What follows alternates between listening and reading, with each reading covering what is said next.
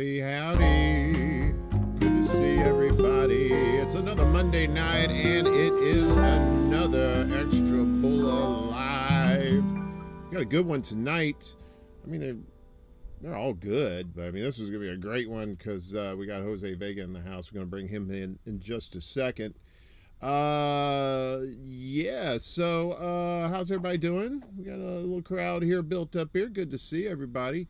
We got Les Bones in the house, one of our producers. Miguel is here. Kate, good to see you. Yep, X, first timer, a newbie, but hopefully you'll stick around. It's going to be a great show, I believe. Miss Jimmy's in the house too, and like I said, we got Miguel here, and Rick is in the house too. Who else is here? I think that's all right now, but people will start filing in here shortly. Folks, if you are new to this wonderful place we call Extra Bulla Channel, please, as we abuse old people here, like, share, and subscribe. Do the right thing. And if you want to support the show, all the links are down below. But you know what? You didn't come see me. Let's bring in the man himself, the man, the myth, the legend, Jose Vega. Good to see you, brother. You are live with all my peeps. How are you, sir? I'm doing well. Thanks for having me on. How you doing? Man, I don't know. Trying to live in this world today is a bit of a challenge. You know what I'm saying? I think we're all at that point where we're kind of at a breaking point. We don't have enough people in the streets that we should. But I've been seeing what you have been doing, and you and some of your friends have been doing, and I gotta say, man, I really appreciate the work that you're putting out there. Doing what you do, trying to hold these political fuckers to account, because no one else is. The mainstream media is not doing this shit. Because they're in the pockets. It's all a rigged system. But I wanted to ask you right off the bat, like I said, I told you before, and you had a little chuckle about this. I wanted to get your Marvel origin story, what kind of a superhero that you are. And you are. You've inspired a lot of people. At least you're one of these people that people say, hey, man, I should be doing that too. I should be going to these meetings and telling these politicians how it is. But so your reputation here on the show definitely precedes you. But what I wanted to say was, like, how did you get to this point? What started it all? What was the spark that made you say, look, I got to get in these people's faces and I want some answers? That's a good question. It goes back a while. I mean, I'm a South Bronx resident. I've lived in the Bronx pretty much my whole life. I was born here. I was a victim I was living in a basement apartment up in Morris Heights. So that's, if you take the 4 train to Burnside Avenue, pretty much that was the area I lived in. And so I lived in a basement apartment, and one day it started to flood. The ceiling started to flood, and it's like pooling into the ceiling. So imagine your ceiling starts to depress and then curve in, and then it's like damn near almost to the, about halfway between the ceiling and the floor, and then all of a sudden it just popped, and it wouldn't stop. It wouldn't stop falling, and it turns out that was sewage water. And so that wasn't. Yeah, it got everywhere. It got into the kitchen and the living room and both bedrooms. And there's a whole news story about it. Bronx 12. Just type in Bronx 12 Morris Heights apartment in shambles. Anyway, I went to my local councilman. His name was Fernando Cabrera. I don't know if he's still the councilman of that area. But I went to him. I went to my assemblyman. And, Cabrera's office was very helpful in the beginning.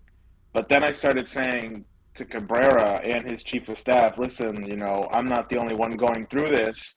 There are other people in your district right now who are probably going through it much worse than I am, who probably don't speak a lick of English. This is a complete infrastructure problem in the Bronx. how can I help? What's the next steps to make sure that this doesn't happen again to any other tenant? Because it's one thing to get a lawyer and fix yourself, but I very much believe that this is a problem that's just going to keep going over and over and over again. So when I started talking like that, the chief of staff for Fernando Cabrera's office called my mom, and her name was on the lease, right? So she really had all the power, and said, if you go through with a lawsuit against the landlord, your name is going to be put on a list, and you will never be allowed to rent an apartment in New York City ever again. And so my mother, my grandfather, and I were all homeless for a few months. I lived with my sister for a few months. My mom lived with her brother, my uncle, and my grandfather also lived with my uncle for a few months till we found a shitty one-bedroom apartment that we lived in all of 2019. And even though it was up in Norwood, it was a nicer area. It was like way up north in the Bronx. It was a roach-infested, rat-infested apartment for 3 people that was tiny and cramped. And so we didn't really get along all that well until finally we got to where we are now. I have my own bedroom, and my mom has her own room. My grandfather passed away back in December, so, but yeah, so, ever since that one event, politically, I was always around the LaRouche organization, which I know we'll get into in a minute.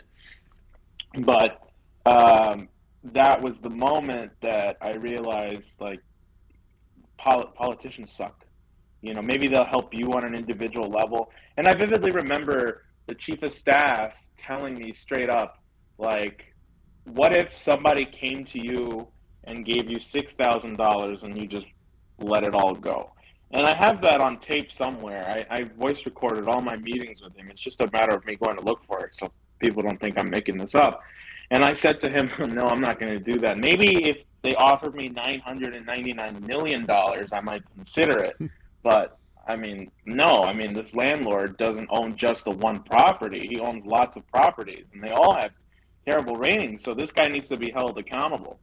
And the guy just said, don't be stupid. Take the money and, I don't know, go to school. Because at the time I had taken a gap semester to deal with the apartment situation. I never went back. But, he said, go back to school, use it to pay for school, or heck, get a lawyer, and then fight for the system as a whole, And I said, why do you want me to drop this so bad? He just said, no, I'm just making sure you're set for the future. And so, I know that Fernando Cabrera ran for Bronx borough president, and he lost to somebody who was also not good, Vanessa Gibbs, but, I'm glad he didn't win because he would have just made the whole Bronx his thing. And so, that's kind of where you learn that it's a big club and you're not in it. And if you try to actually change something, well, they know how to step on you. Yeah. Yeah, I'll tell you, a big bubble of sewage in the ceiling, boy, that'd probably trigger me too. How's that for a Marvel origin story? Wow. You could have been Sewer Man, flying through the sky, with your cape. You have an S on your chest. They go, no, it's Superman. No, it's Sewer Man. You really don't want to know that origin story. It's pretty filthy. But yeah. No, I dated a lady who lives in public housing over on the Lower East Side, and so hello. What, you had another crime to go fight. That's the sewage man had to take up. But it's like in the public housing in NYCHA, right? It's deplorable situation. Lower East Side might even probably be like a palace compared to like South Bronx, right? The way the city has just it barely even acknowledges that NYCHA even exists, let alone does anything to help in those situations. And that's just NYCHA, right? And you look at other situations where you said it's like, you were in a shithole basically that you could afford it. And that's New York right now. Right now I live in an apartment that's pretty much a glorified walk-in closet. So, and I am one of the rare people that my landlord is like really cool. He's not a corporate landlord. Yeah, I am. I'm very lucky. And I found him on a whim too. I found him through Craigslist. I had actually found another place, and they did a bait and switch with me. So I went. I had given them my deposit and all this stuff, and then I go to sign all the stuff, and he said, "Oh yeah, that apartment you wanted, yeah, it's not available. You have to go down to Brighton Beach. We have a place down there. You can." I'm like, I'm not going all the way the fuck to Brighton Beach. But that's how these landlords, like it's like the bait and switch. It's like, no, I wanted one in Brooklyn because I worked in Brooklyn and I didn't want to go the way the fuck there.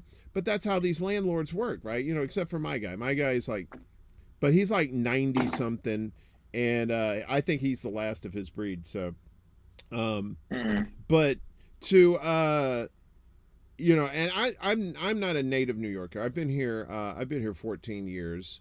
But according to former Mayor Ed Koch, rest in peace, brother, I'm considered a New Yorker, but I'm not a native. So, and that's a totally different situation, especially with like all the gentrification that's been going on, all parts of the city. Brooklyn is pretty much a lost cause. East New York and Brownsville are pretty much, they're on their last legs before they're taken out. So the Bronx is like the last bastion of hope to stave it off, but even the Bronx is going to be overtaken at some point. It already is. I mean, even before Ruben Diaz Jr. left the mayorship, he was selling all this property to big investors from Wall Street. So now the Bronx has a lot of real estate that's being built up, but the minimum rent for a one bedroom there is like $2,800 a month. Okay, and that's just for a one bedroom in these like huge. Yeah, so who is that really for, right? It's obviously not for the poor people, or for the people who've been there their whole lives, right? And then I think Mark Levin, the borough president of Manhattan, just came out with this thing that said that the minimum rent in Manhattan, or the median rent in Manhattan, just passed $3,000 for a one bedroom apartment. Something like that. So and these guys really don't have a solution, because it would involve going after Wall Street speculation that raises the rents on these properties, because the people who really own the buildings aren't even the landlords, it's the deed holders, because they lease it out to the banks. Right. And so, these big mega banks like JP Morgan and Chase, they just speculate on the property, and so it raises the value of it, which there's no real value being added to it. It's just speculation, and then that's what causes the rents to go up. And to actually address the real rent problem would require you to go after the people who donate money to the campaigns of these politicians. So yeah. Hey gamer, Yona, good to see you. That's the thing. It's all about flipping properties now, right? I mean, I think that's a problem they're having. I heard Russell on Due Dissonance, who's also in the chat here. So we got a whole New York contingent, brother. We're safe. We got safety. Yeah, Due Dissonance. Those are my homies right there. I'm still trying to brainwash them into my cult, but it doesn't seem to be working. So. It's because you're using Kool-Aid, man. Come on, Jim Jones used Flavor Aid. Oh, wait a minute, he killed people. Never mind. That's not brainwashing. That's brain killing. But like but I heard Russell on there talking about Buffalo, and that's pretty much how the properties go there. That's why shit's so sky high in Buffalo, because people aren't even living in these places. They're flipping these properties, and. Exactly. And that's the same thing that's happening here. I always say it's. New York has become a rich person's paradise and a poor person's nightmare, right? And when I moved here in 2009, I lived over in Bed-Stuy, pretty close to over there at Flushing and Broadway, and I loved the neighborhood, right? Because I'm this kind of guy. I grew up down south in Mississippi. And I wanted to go places and meet like people from all over the place, right? So I moved to LA and I lived there for a while, and then I came to New York. And the neighborhood I lived there was just amazing, right? Just all kinds of like great culture there, just everything to enjoy, great, go get you a a bacon, egg, and cheese with a little bit of ketchup and mayo on there at the bodega there. I said, this is New York. This is what I like. But then all these properties started getting bought up, and all these you have like a lot of rich people who come here, but then you also have rich people who send their kids here who want to go to like FIT, the Fashion Institute, or they want to be artists or something like that. So, but then the landlords look at these richies coming in. It's like, oh, they can afford it, but these people that have been living here for generations all of a sudden are like outpriced. Their rents are going up, and like they're working like minimum wage jobs a lot of the time and can't afford these exorbitant rates that are being thrust upon them, and then they have to leave. It's like you're seeing like a lot of people coming from like upstate or maybe Jersey or even like Long Island that don't even live in the city anymore, and they're spending half their income on train fare just to get here, it seems like. And it just saddens me so much, because like when I was a kid growing up, New York was just like, I don't mean to paraphrase Reagan here, so don't get it twisted, but New York was the shining city on the hill, right? It was the place that's where the dreams came true, right? That's, well, if you're like me, a little small town country boy, gonna go to the big city and make it big. And turns out that didn't happen, but there's a lot of people who come here. California too is another example too. You go to these places thinking that you're gonna change your life and make things new for yourself, but at the same time, then you end up being homeless, or God forbid worse. And it's just so heartbreaking that they've done nothing for housing here in New York. And whenever they do stuff for housing, they'll make like these giant like condo things and give you like maybe 2 or 3 apartments for affordable housing, which is all bullshit. It's just a racket. Go ahead. I'm sorry. Well, no. I mean, it really. I don't exaggerate when I say this, but it is a depopulation kind of tactic, and this is all recorded. I mean, back in 1971, New York City Chief Commissioner or City Planner, his name was Roger Starr. And he had this plan for New York called Planned Shrinkage. And he took advice from the Rand Corporation, the same Rand Corporation that was telling us how great of a job we were doing in Vietnam up until we pulled out. So the Rand Corporation and Roger Starr said, listen, the city's running a deficit. We need to figure out what to do. Oh, I know. How about we cut police and ambulances and firefighters and teachers from New York City? Oh, but from what area should we cut them from? How about some of the poorest parts of the city, like East Harlem, South Bronx, East New York, right? Brownsville. So some of these areas in New York got hit pretty damn hard with these cuts that was intended to shrink the population. It was just an expression of a popular term coined by Nixon called benign neglect, right? And the idea was just let them die off anyway. And so that's a direct result of the Bronx's burning, right? A lot of these buildings were burning in the Bronx and were successfully being burnt was because a lot of the firefighters were just gone. A lot of them lost a lot of companies and battalions in the Bronx, so they couldn't get to all these fires that were happening.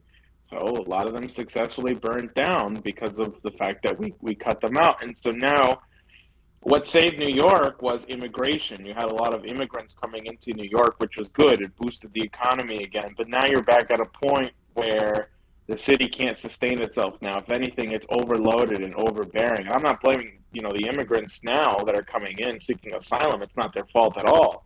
They're just people who want, shelter and stuff. What the problem is the fact that nobody's fixed New York City for the last 100 years. That's been the issue. Come on, Jose. We just finished the East Side subway stations that go up, the queues that goes up. It only took 80 years. Yeah, right. That's all the Wall Street bankers' train line. That's their personal train line. It goes all the way up to 96th Street and then all the way down to Lower Manhattan. Like, who else is that for if not for the people who can afford to live here? So, or yeah, Yeah. who can afford to live in Manhattan? Yeah, there's a lot of rich stops on the Q line going that way for sure. Um, all right, so you've sufficiently angered me, but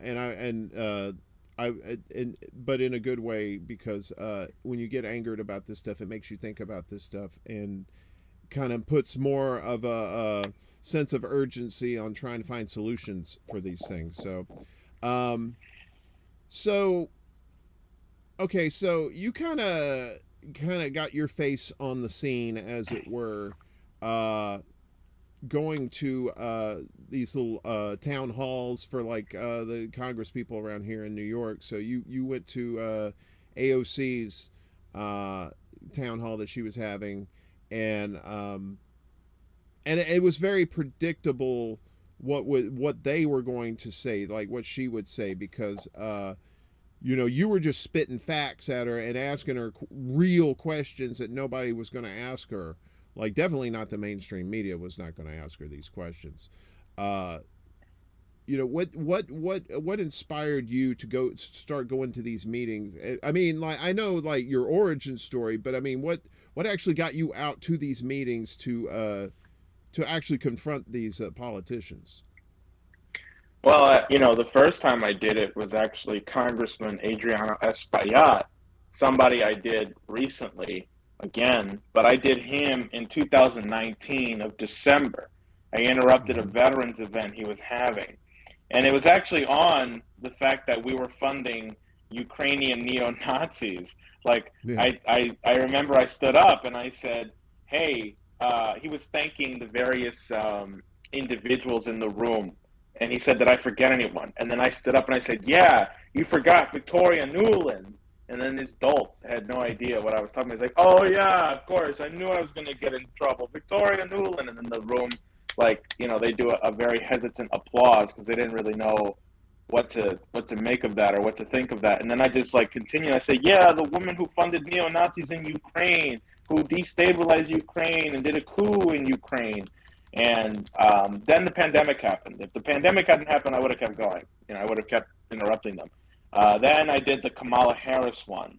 The Kamala Harris one was related to the fact that 8 people had just died here in Queens, and it could have been prevented if we had the right infrastructure, and I told her that directly. And so what inspired me to go to these town halls was, well, one, I was inspired by, um, you know, I mean, America as a whole. I mean, being a part of the LaRouche organization and the Schiller Institute has given me a real appreciation for American history. And, it's the troublemakers who actually get something done and get something changed, but also the civil rights era, right? Because it's about nonviolent, creative, direct action, right? So people ask what nonviolence is, and is it the opposite of violence? Yes, but the opposite of violence is not inaction, like no violence. No, the opposite of violence is creativity, because violence destroys, nonviolence creates, or it causes creativity to happen. And so, I mean, I saw what was going on in Ukraine with the neo-Nazis being funded, right? And so, I realized this is wrong. So I just decided to go call out some congressmen. Pandemic happens. I call out Kamala Harris for being an airhead. And then, this war starts. And then you see these socialists like AOC and Bowman, right, who say they want to bring the ruckus, who say they want to challenge the establishment, going along like fools, being part of the warmongering party. There's no distinction between them now. They really are just warmongering animals now. And I go out there and I basically say, look, this is wrong. What you're doing is wrong. You know it's wrong, and I'm here to challenge you on the fact that you said you were going to do something different, but now you're putting us on the path of World War III. And I'll just say this, I made a thread about this when I first did the AOC thing, but I really did believe in AOC. In fact, she won her primary around the time that the thing with my apartment happened. I emailed her and her staff saying, listen, and you can find this email on my Twitter. You have to go way back, though. It's like October. Saying something like, look, I don't know if you're real or not, but people say you are, and I'd like to, tell you what's going on with me, so maybe you can help me.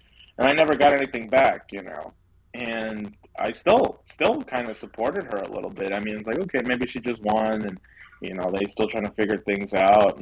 But she had won her primary at that point. And I got a lot of criticism, people saying, well, what was she going to do, She had won her primary.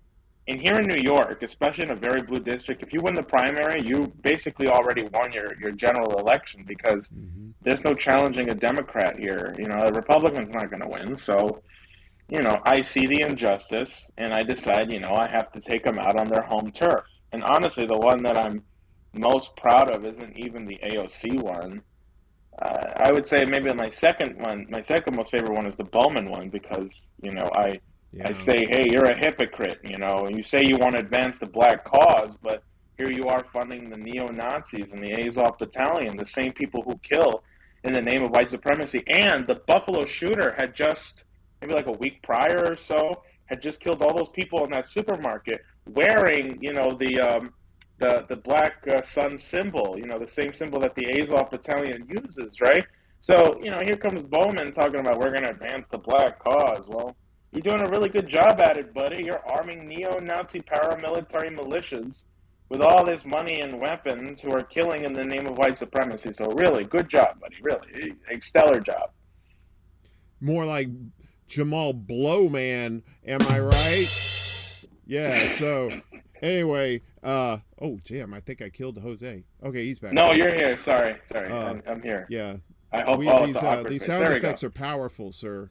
So, we could take out countries with these things. So, so I do remember the Jamal Bowman and his buddy Hakeem Jeffries was there too, and so. Oh, that's right. I forgot Jeffries was there too. That's right. He's the guy that looks like a black Jerry Seinfeld. I always say that. I'm like, if he had half his talent, he should have never been a congressman. Should have went into comedy. So anyway, I wanted to play this clip. This is the most recent on your tour, your world tour of holding these motherfuckers to account. So this is I want to pull this up here. So this is you. Let's hang on. Anyway, that was not supposed to happen. Give me just a second here. Technical difficulties. Please stand by. So if you can set this up. So this where you were last time, where you went to go see Hakeem Jeffries, where were you at? I don't want to give out too much on like how I find these events, but I will say it is a lot easier to find than people may think. Like, they advertise it themselves, or it might be on some website where people post, political events and stuff, right? So I don't have some super secret insider information. I'm just a guy armed with Google. So, but anyway, I'm this is in City College, 140th Street, in the Adam Clayton Powell Jr. building. No, I'm sorry, no, in the Colin Powell building.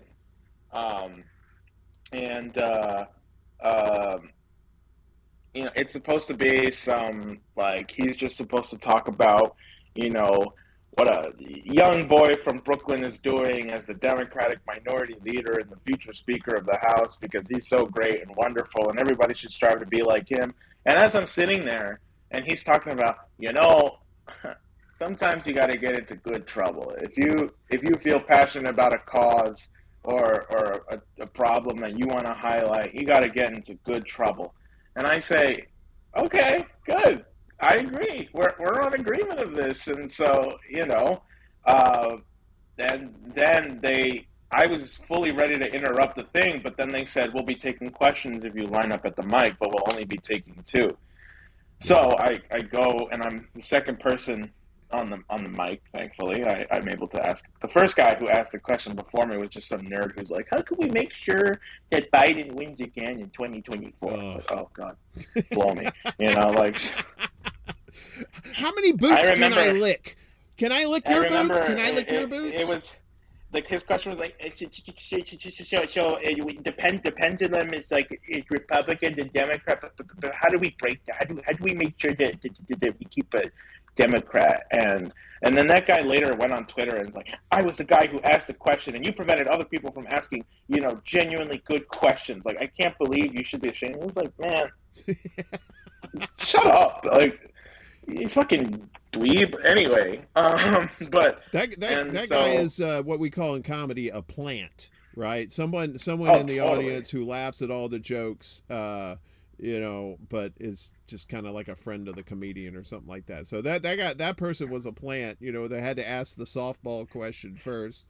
Or maybe they knew you were going to be next and said, okay, I better get the softball in because Jose's coming up, and oh shit. Nah, they didn't know I was there. And I mean, I will just say, I tried to do an intervention just yesterday, and I got recognized. In fact, it was kind of funny because I'm in the audience, and before they start, the Congressman Espaillat, he says, and before we start, I just want to say, I'm going to give a shout out to Jose Vega, who's over there, and then he points at me. He's part of the Lyndon LaRouche group, and he's here to make noise, probably sometime during our little meeting here. But we want to say we welcome him, and let's all give him a round of applause. I'm going to be honest with you. If I was a congressman and I knew somebody was going to make noise, that's exactly what I would do. That was pretty damn hardcore. But the problem is I'm a victim of my own success now. Of course I'm going to get recognized at these things now, which is a sign that somebody else needs to start doing these damn things. I can't be doing them, man. And honestly though, it was funny. Hey, go on. Well, I was going to say, like, at this I'm going to play the video here in just a second. I finally got the audio fixed on that, but you had a little posse with you, right? I think you had my buddy Lucy there too from Blue Moon Wine. Oh yeah. They Bronx Green Party came to represent. Lucy, Gaijin Girl, and my friend Rachel George were all there too. So, it wasn't just me.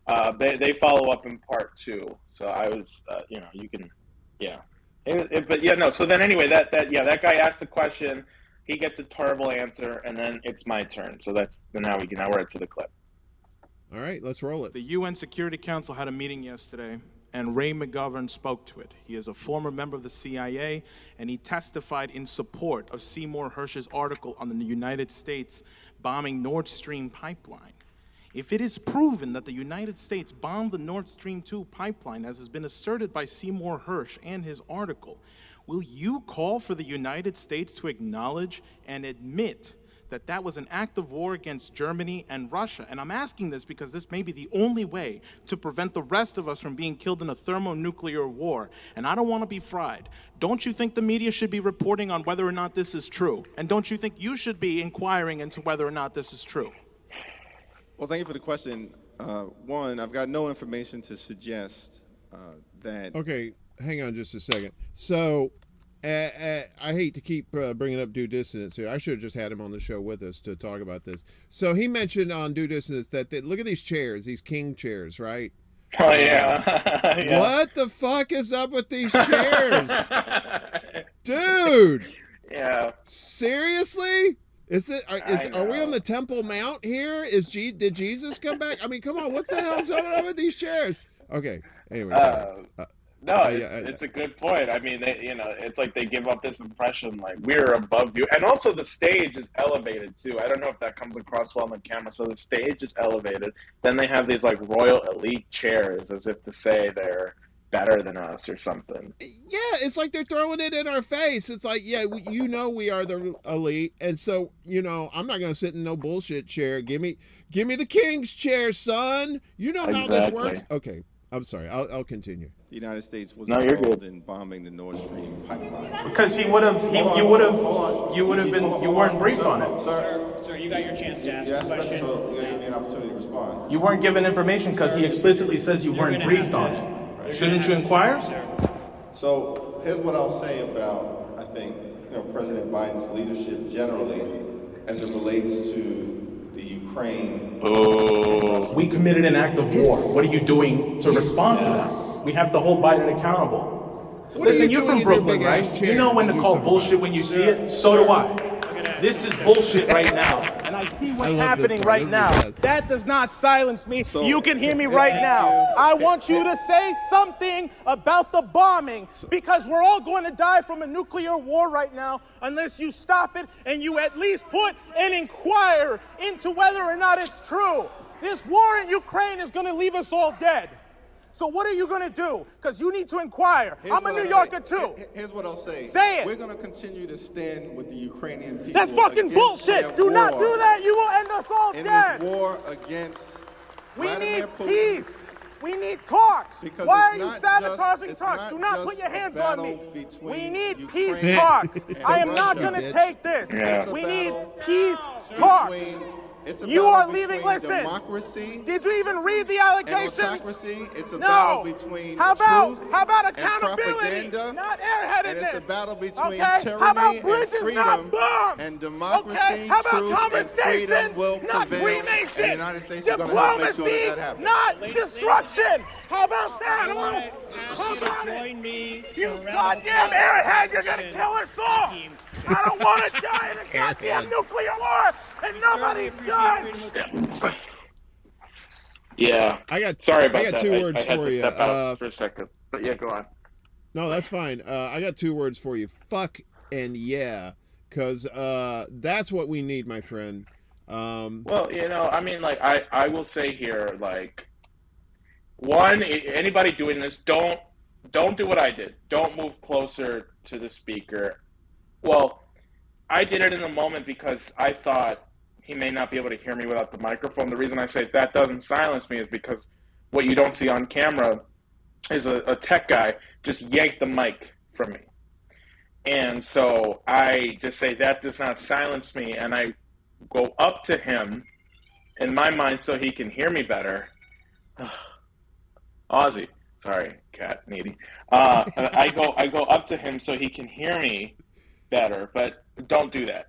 That could be taken as like an act of aggression or something, and I don't want anybody getting hurt doing this. I got really lucky, so I'm just putting that out there. Like, don't do that. And there will be some classes, by the way, that I'm working with Nick Brana.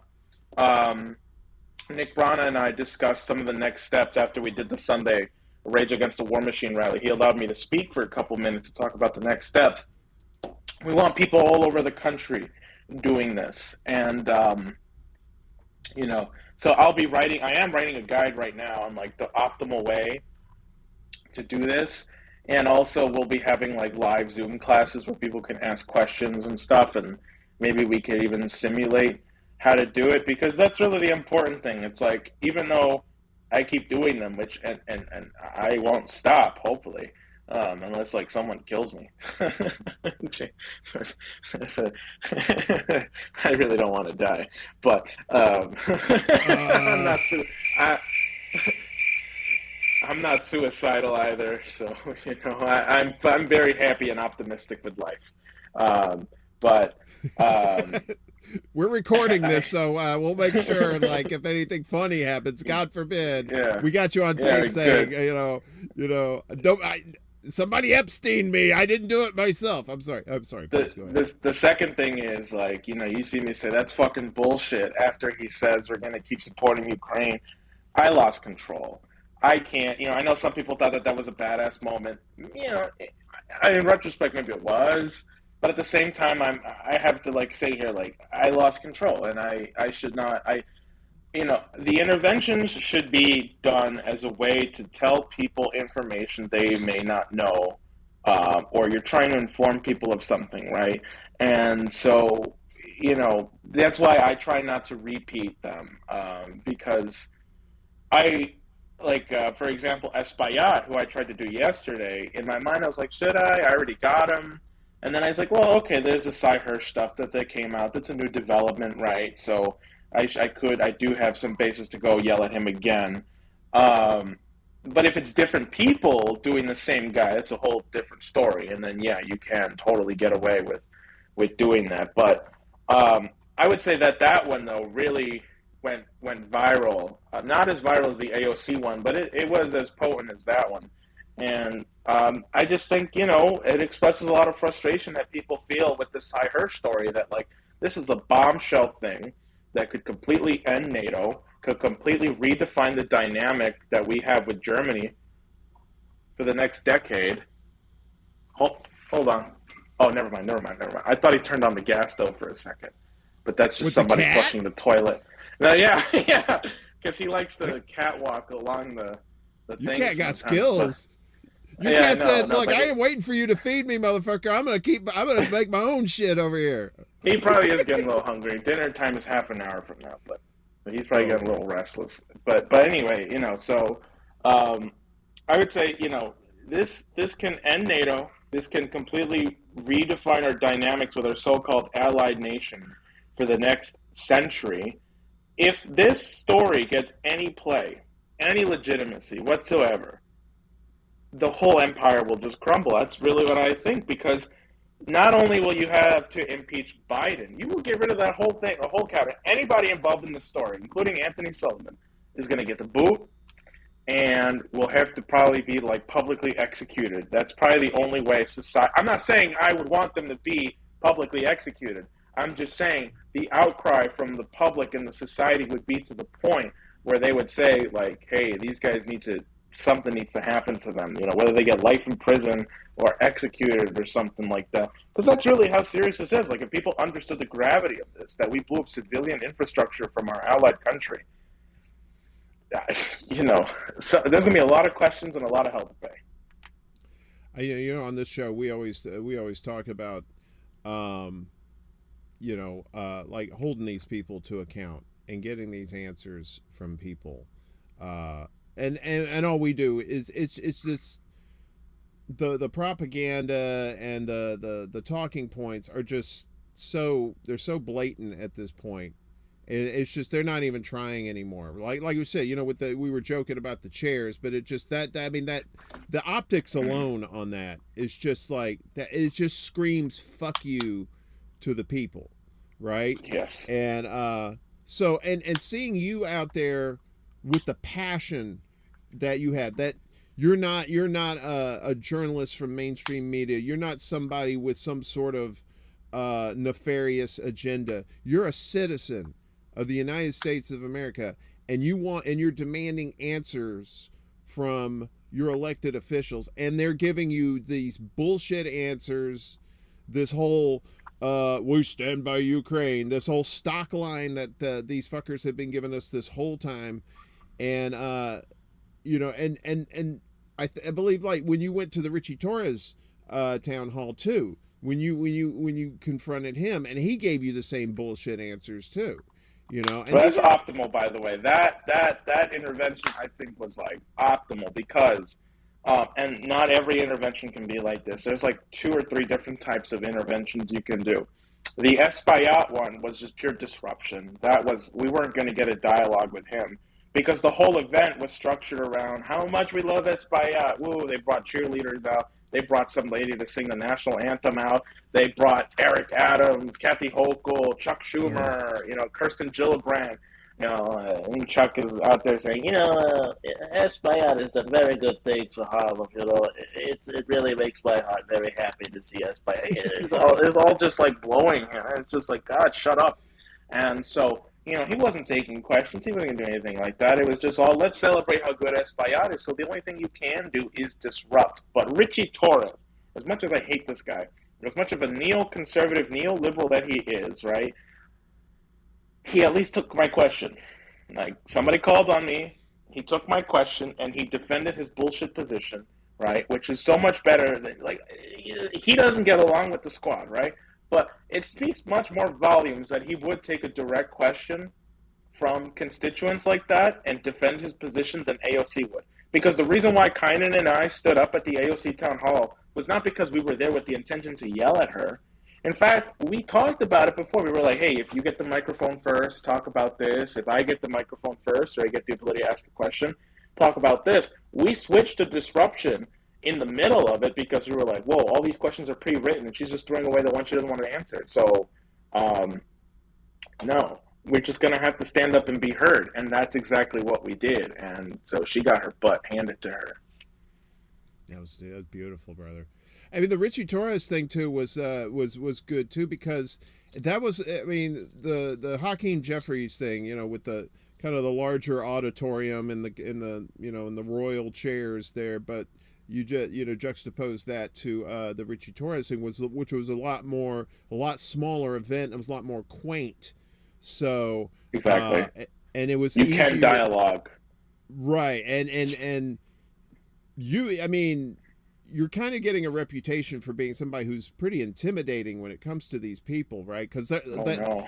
I think if they see you, they're like, oh shit, I better get my stock, you know, talking points ready, because he's gonna hammer me with some stuff that I should answer as a public servant, but I'm not gonna, because I'm bought and paid for. So, but before we go, the hour is flying by, brother. This is a great conversation. I really love this. I want to talk about the LaRouche aspect. So I'm kind of in the dark about this. So I was hoping maybe you could talk about what the influence of LaRouche, of Lyndon LaRouche. I mean, look, let me tell you where I come from with Lyndon LaRouche.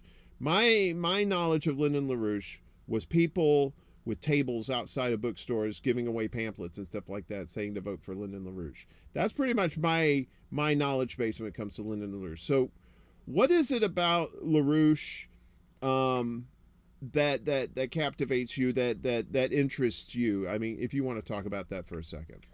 Yeah, no problem. And I'd be happy to do a more extensive discussion on this and address any controversies people have about it, you know, because like, you know, when I was first coming around, I was kind of freaked out by it too, you know. I mean, even though everybody was really nice to me and stuff, and I was coming to these town halls they would have in Manhattan every Saturday, you know, they were in person. Now they're virtual. We do them on YouTube. They're public, so people can tune in and watch every Saturday at 2 p.m. It's hosted by Dennis Speed. When I was first coming around, like I was like, you know, the stuff I'm reading online doesn't really fit the stuff I'm seeing in person. And so every single time I was like, no way, these people are just too nice because it's like some kind of cult or something. But no, these people, the members really were just like genuinely nice people. And what attracted me initially was there's a big emphasis on poetry and geometry and science and arts as a whole.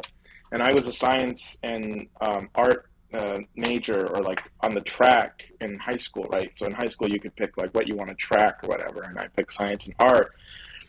And so they would, you know, talk about stuff like Gauss and Leibniz and Riemann, and then we would read, you know, plays by Shakespeare. Like sometimes they would quote Shakespeare in their stuff, and I love Shakespeare. And getting to read Shakespeare with some of the other members and stuff, and some of the other cool people there. So, you know, I at one point, and also politics too. I mean, like, you know, every Saturday, of course, they do a briefing on like what's going on geopolitically and stuff, what's happening in the world. And the thing that I never knew Lynn, or that's what I call him, Lyndon LaRouche, but I call him Lynn for short. I never met the guy. I had maybe like one Ozzy, get off the sink. So I had like Kitty. Yeah, he's just like being a bad boy. Anyway, I never knew Lynn. I never knew Lyndon LaRouche. I had like one conversation with him at a town hall when he was doing like his last public appearances before he died. And I think I also asked him a question too, like, you keep saying it's the British. How do you know it's the British? And then he just said, like, kid, you're not gonna change my mind, okay? I'm like 95 years old. I'm next. And I was really pissed off. I was like, well, what the fuck, right? Like, how are you gonna? Anyway, you know, later, of course, I would look into his writings and stuff, and like I would see what he means, right? You know, people should be talking about the city of London as much as they should be talking about Wall Street, because that is where a lot of influence comes from. And Henry Kissinger is quoted as saying that he worked more with British intelligence than he ever did with American intelligence, despite the fact that he's hired by the Americans. So what the hell is that? And also the Steele dossier that came out against Trump, that supposedly he liked to get peed on by prostitutes. That was all also orchestrated in Britain. Anyway, that's beside the point. The point is, you know, how did I come to, you know, be a LaRouche follower? Well, you know, I think the thing that sets us apart from any other political organization is that not only do we know what's wrong, I think a lot of political independent people know what's wrong. It's easy to say, hey, that's wrong. We have terrible housing. We have no Medicaid for all. We need to legalize weed. We need to do this. You're going to hear, yep, yeah, there you go. You're going to hear a plop. That was him. Ozzy. He's just like... We should have got Ozzy on the show, too. Ozzy seems like he's got an opinion, too. I know. Yeah, I'm going to walk and talk for a second here while I go get him because he's being a naughty boy. But I don't know if basically, we're built for this. I know. Getting a surprise guest here. But, his name's Ozymandias, by the way. Named after my favorite Shelley poem. Yeah. He's a good boy. What a sweetheart. No, you're being a bad kitty. He's being a bad kitty. But to finish my point, everybody likes to talk about the problems. But what do you actually do when you get some power? What is your solution? What is your plan to actually fix things, right? Okay, Mr. Uncle Warren, you're president now. What are you doing? How are you doing it? What are you going to do, right? Suddenly it becomes a different thing altogether. It's like, oh, well, I'm going to stop all these wars. Okay, great. You pull us out of Afghanistan. You pull us out of Ukraine. You stop the fun in Ukraine. But now what? And so, Lynn, in his book, In Defense of Common Sense, he talks about the idea that a society, is like a swimmer, right? So when you stop, think of like a swimmer who's stuck in the middle of the ocean, and then he gets saved by the National Guard. Congrats, he's been saved by the National Guard. He gets to live another day. But does that event guarantee his survival for the next 50 years or so? And see, so that's how we have to think of a society when we're deciding policy. What kind of policies and laws can we enact that will make sure that our society can survive another 500 years, right? So what kind of infrastructure do you need to start building now to make sure a society will thrive 500 years from now?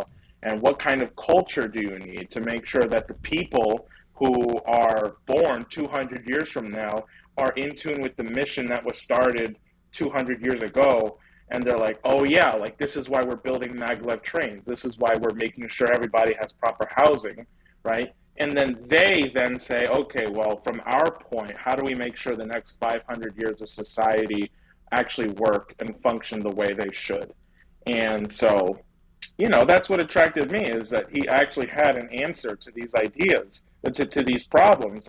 It's not just being anti-war, it's being pro-peace through development. And one of the biggest expressions of Lyndon LaRouche's policies is the Belt and Road Initiative, because he was the architect behind it. It goes back to a pamphlet he wrote called the IDB Bank, the International Development Bank. He wrote that pamphlet in 1979 or something like that. And then we put out this booklet in 2012 called The New Silk Road Becomes the World Land Bridge. And then that same year, Xi Jinping announces the World Land Bridge, where you can work with different countries, develop your infrastructure, respect sovereignty, and grow, right? And so Lin had this vision back in the 80s, and that's when he was working with Ronald Reagan. And you could say whatever you want about Ronald Reagan, but Ronald Reagan was scheduled to meet with Presidents Indira Gandhi and Jose Lopez Portillo of Mexico, and he was supposed to enact something similar to the Belt and Road Initiative, and then his assassination attempt happened, and then Lyndon LaRouche was put in jail, and then he was slandered, and he was called a cult leader, he was called all sorts of things. It's kind of like today. People call Max Blumenthal right and left. They call the gray zone left and right. They call him extreme fascist. They call Aaron Mate like a genocide denier, right? But the thing was, we didn't have Twitter back then. We didn't have the internet back then in order to actually address these things. We only had our own publication. So, what good is your own publication when people don't want to touch it, when the whole mainstream media is being turned against you? It's like what they do to Jimmy Dore, right? You know how TYT goes after Jimmy Dore, right? But the thing is, Jimmy Dore has the power to go on YouTube and say, this is bullshit. They're lying about me. Lyndon LaRouche was in jail. He didn't have the ability to defend himself. And then when he came out, his reputation preceded him. And so for me, coming around being 16 years old, I'm like, man, you guys are supposed to be weird, but I don't see any weirdness going on. It really took me a long time. I'd say maybe like 2 or 3 years of being around to where I was comfortable with calling myself a LaRouche member and being okay with taking the heat that comes with it, because it is a little. It was not anymore for me.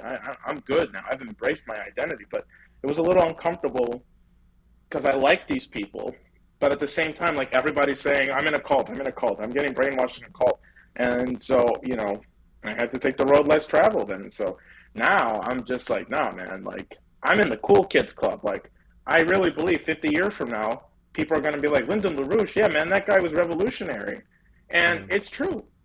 50 to 60% of the world has already adopted his policies in one way or another. The Chinese call Helga Sepp LaRouche's wife the Silk Road Lady. I mean, sometimes we have, Sergei Glaziev, big guy, big Russian guy. He was a student who came to America and studied some of Lynn's economics writings and then took it back to Russia after the Soviet Union fell. There are videos of Lyndon LaRouche in Russia with Glaziev and other economists, videos of him in other parts of the world talking about here's how we're going to fix the economy. So look, there's like a whole rabbit hole that you could dedicate hours and hours to. And we tried to, he is the most, I have a 2-minute TikTok that I have on my Twitter called, Lyndon LaRouche, the biggest case that you've never heard of or something like that. So, yeah. Well, I'll tell you, you've kind of opened my eyes to Lyndon LaRouche, because I was one of those people. I mean, when I was younger, I fell for all the propaganda and stuff like that, and I heard all the stories about him, that he was a cult leader and that he was crazy, and he's just this nutty guy who always ran for president all the time, that sort of thing. So I want to thank you for giving me the inspiration to look into him further. So, and because I'm not the only one too. I'm sure there's a lot of others out there who are starting to think more critically now, to think more, to try and diffuse the propaganda that all of us are steeped in, and try to educate our brothers and sisters too. And with the other education that we knew, because a lot of us were in that situation too. I was in the Democratic cult back in the day. I was a young guy, didn't really care about anything. I didn't care about politics and stuff like that. But as you get older, you start caring about things, and you start caring about everybody else in different ways, and you start seeing what this government is doing to us, and playing us against each other and that sort of thing. Sure. You ever heard the phrase "judge a man by his enemies"?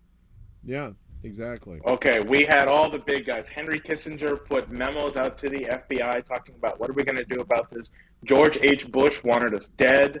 Robert Mueller was the prosecutor against Lyndon LaRouche. The ADL was invented as a way to go after Lyndon LaRouche. We were the reason why they call us anti-Semitic is because we were anti-Zionists.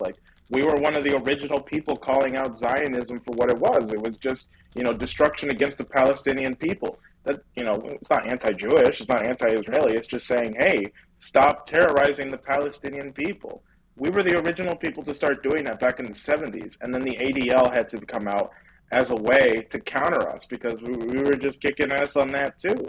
So, and I'll just say one more thing, you don't have to, none of your viewers, nobody who likes my interventions has to be a part of my organization. You don't have to be a Lyndon LaRouche fan. If you see an injustice, expose it, talk about it, confront your people. I don't care who you are. You could be libertarian, Republican, Democrat, up, down, left, right. But if you see an injustice and you don't speak out, then that's on you. So. Bingo. I think that's a good place to end it here. I've kept you long enough, sir. But I do want to get you back on again. The kids love you on the chat there. They're like, they're saying yes way, Jose, instead of no way, Jose. So, no, I just made that up. So I'm a pretty corny person. But no problem. Yeah, definitely. But seriously, I'd love to have you back again on soon. But before you go, please tell everybody where they can find you. I got your links down below in the description. But tell everybody what you got coming up. You have a show on YouTube, right? Yeah, right. Declaring Independence. That's right. We do interviews with anybody, left, right.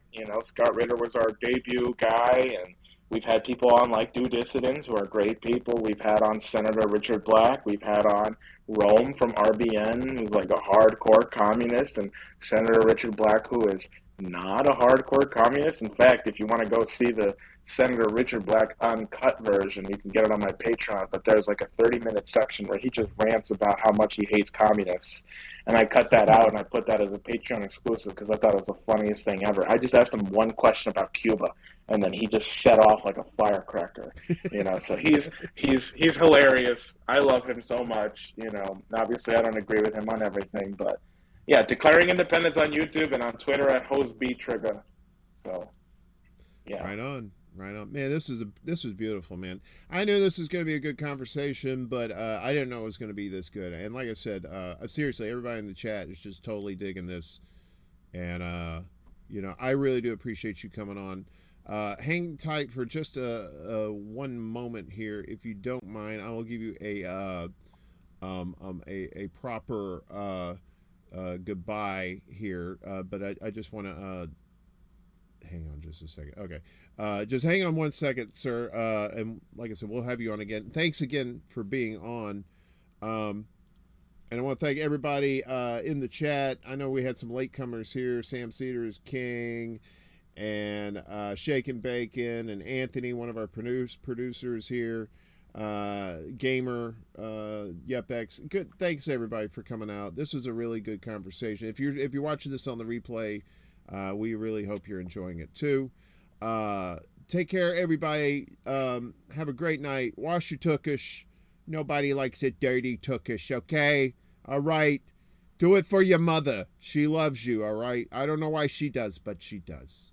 All right. And next time we get Jose on, we can talk. We could straight up talk New York stuff. Maybe do some Eric Adams bashing. I think that would be some fun stuff. I got stories with Eric Adams. Well, now we definitely got to get you back. So, thanks, everybody. That's it for me. I'll be back more than likely Saturday night at midnight with Miss Jimmy for The Secret Show. And check out Mundus Ultra, my other channel. We talk about UFOs and cryptids and all kinds of cool stuff. That's on the weekends. So check your local listings for a time near you. Anyway, have a great night, everybody. We'll see you next time. Peace! Yeah!